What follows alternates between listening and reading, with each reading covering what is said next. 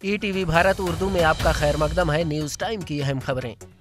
वजीर आजम नरेंद्र मोदी ने कहा कि उनकी हुकूमत ने दहशतगर्दी के खिलाफ सख्त कवानीन बनाए और उन्हें पुख्ता यकीन है कि इसकी वजह से ऐसे मसाइल से लड़ने वाले लोगों को एक ताकत मिली है। हिंदुस्तान को दहशतगर्दी से मुकम्मल आज़ादी का एहसास हो रहा है और वो ख्वाब भी पूरा हो रहा है। मरकजी वजीर दाखिला अमित शाह ने कहा है कि लोकसभा इंतखाबात से पहले CAA को नाफिज करने का नोटिफिकेशन जारी किया जाएगा और इस पर अमल दरामद भी किया जाएगा।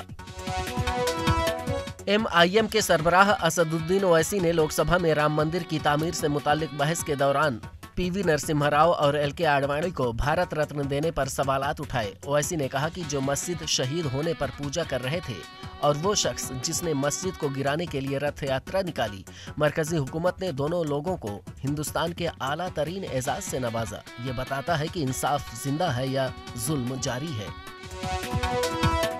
उत्तराखंड पुलिस ने हल्द्वानी तशद्दुद में 5000 नामालूम और 19 लोगों के खिलाफ नामजद मुकदमा दर्ज किया है। पुलिस ने नामजद 5 अफराद को भी गिरफ्तार कर लिया है, जिसमें मिसमार शुदा दरसगाह के सरबराह और उनका फर्जंद भी शामिल हैं।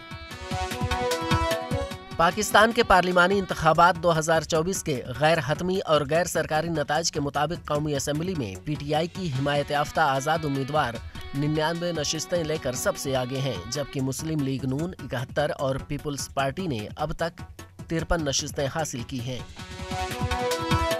पाकिस्तान की इंसदादे दहशतगर्दी की अदालत ने 9 मई के तशद्दुद से मुताल्लिक मुकदमात में इमरान खान और शाह महमूद कुरैशी की जमानत मंजूर कर ली है। इमरान खान को 12 मुकदमात जबकि कुरैशी को 13 मुकदमात में जमानत मिली है।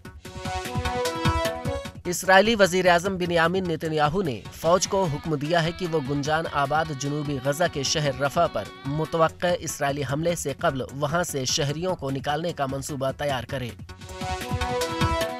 जम्मू कश्मीर के मुख्तलिफ इलाकों में NIA ने अस्करियत पसंदों की फंडिंग के मामले में छापे मारे। NIA ने जिला कुलगाम में ममनुआ जमात इस्लामी से वाबस्ता 2 साबिक लीडरों के घरों पर भी छापे मारे।